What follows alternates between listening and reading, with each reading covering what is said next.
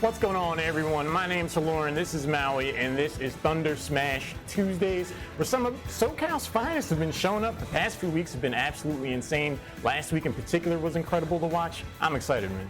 I'm absolutely excited myself. I took a look at the bracket earlier, as a matter of fact, and we have Rafi in weight. We have Sweet Tea hiding amongst, the competition, just ready to slay anybody who crosses his path, unfortunately. And yeah, so Axiosha also waiting in the bracket too. So we got a lot of people, and we got a hot match coming up for all y'all right now. We got Blood versus A2Z coming up. So yeah, stay tuned. What are your thoughts on our upcoming players? I haven't had a chance to cast either of these two players, but I've seen a ton of talent, so I'm sure we're gonna get a really good set of games. You mentioned Sweet Tea, he won last week. I called him Captain Clutch. Like, it comes down to game 10 of the Grand Finals reset, final stock, and he just made an incredible play. So I know he's gonna try to go for the run back and have the remix there, but it looks like we're getting ready for the first game of the night. We're gonna see Marth. You don't see a ton of Marth in competitive. No, you don't actually, because people have decided that, you know what, the tipper is not important anymore. We're just gonna go for good old-fashioned hard hits. We want Lucina, we want Crom, we want Ike, we want, I mean, honestly, like, if it wasn't for Roy being so good, people wouldn't play him. His sword range is so atrocious. Like, so it's like, everybody really wants those hard, solid hitting swords, like Link. Nobody wants to deal with, Tipper, with Sour here, it's Sweet there. No, we just want a hitbox. We just want to. So that's why I see a lot more of those characters.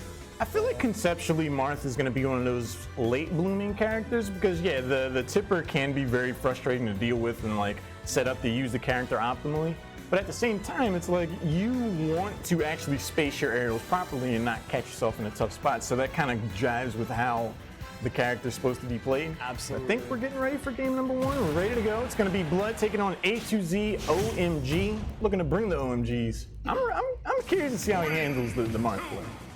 You know what? These two characters have had a history of quite a straightforward matchup between each other, Marth and Bowser. No one's pulling punches anytime soon. This is going to be quite, I feel like it's going to be quite straightforward. And Bowser right now just throwing out a world of hurt boxes. A2Z having a hard time getting back to center stage. Oh, it's already at 75. I can see why he went for that F smash, but a little, you're asking for a lot, I have to be honest. You're asking for a lot. Blood is showing that no stage of neutral is going to be given for free. The big question in this matchup is going to be, can Marth keep Bowser out? If he's able to use those tippers effectively, Blood's never going to get an opportunity to go for these side Bs, get these grabs. But right now, he has just been living inside A2Z's comfort zone. Yeah, you definitely don't see people living this long against Bowser. Like, I mean, he kills incredibly early generally, just with his side B alone. So, alrighty. Yeah, and right now, A2Z doing quite an interesting job of finding some life here, bringing it back. Now, Blood struggling to get in. Oh, I don't agree with this. Ooh. Damn it, he's gonna eat an F smash just to start off our set here, folks. Wow, that's an ugly way to start it off, I must say. Drop kick to the face is a quick way to find yourself on a brand new stock. Up B, that's going to get countered, even things up, just a 15% lead. It seems like over the course of this game, A2Z's just been picking up momentum, starting to find some spacing with some short hop nairs, falling backwards, trying to invite Blood in, and then he's making things happen after that. Absolutely, he's actually trying to, those fadeaway nairs actually really make it hard for Blood to approach, and what it does then is it actually forces Blood to start hiding in shield, especially like he's doing there on platform, under the platform there, and if not, he's getting pushed back, as you can see, because A2Z, this flurry of assaults, daftly avoiding that Bowser bomb. That would have been disgusting. I mean, he was only at 60%, but that kind of damage kills your momentum. Look for another mistletoe drop kick, not going to connect that time. Anytime you see a Bowser go for their down B in neutral, you're looking at a very confident player, but A2Z is responding well, having the advantage state up B out of shield, standard Bowser play. That's going to get punished by the aerial coming in. A2Z going to get grabbed. Nowhere near close to death percentages off that throw, but Blood is trying to get real frisky off the stage. He's getting incredibly frisky. Indeed, Haloran. And oh my God, what kind of counter are we doing on stage? Like, I mean, like, that is one hell of a read to only call out get up attack, and A2Z not making it back to stage. He I thought it looked like he grabbed the ledge there, and whether he did or didn't, it didn't matter because he fell. So, but, you know, he's getting percent here. So, you know what, Haloran, he hit the gate running anyway. It didn't matter. He's definitely shaking it off. And in this matchup, you definitely want to try to abuse the linear recovery that Bowser has. 91% on the last stock. A2Z showing that he's getting the momentum going later in the game.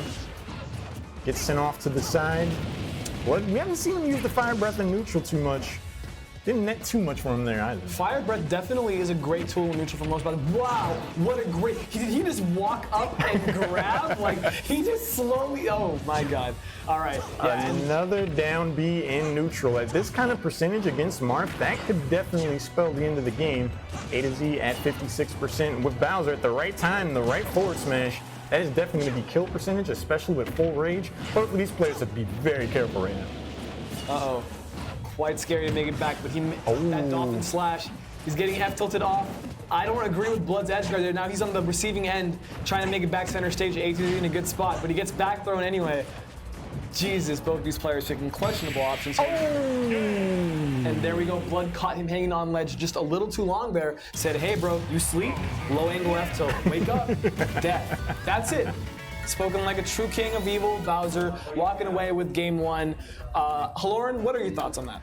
It felt like a very evenly matched game. At the beginning, Blood definitely got the upper hand. Like I said, the question of this matchup was going to be, can Marth keep Bowser out? Anytime Bowser was within side beat range, anywhere close, it did not seem to work out very well for A2Z, but he kind of slowed things down, started to find some of the pace and rhythm. I think if he tightens up some of the off-stage play, especially like that SD on his second stock, things like that, he could force out game number 3. But Blood just was relentless at every stage of that game. Oh my God, tell me about it. No, he was relentless because he clutched it out at the end. Anyway, we're going right into game 2 here, Smashville. I don't even want to miss a second of this, folks. Yeah, oh, and this is exactly why, folks. A2Z off to a hot start again, showing, you know what, 818's got something to really throw out there. I like that. All right. Blood out here trying to roast marshmallows in A2Z's face. 56% evenly matched game. Forward tilt did work last game, continues to do so for Blood. He gets back on, rolls up, spot dodge, side B. Sends A2Z off the side again. On this stage, 92%, you gotta watch out. And the back air can just do it across the stage. Well said, Haloran. You actually called it out on the marker.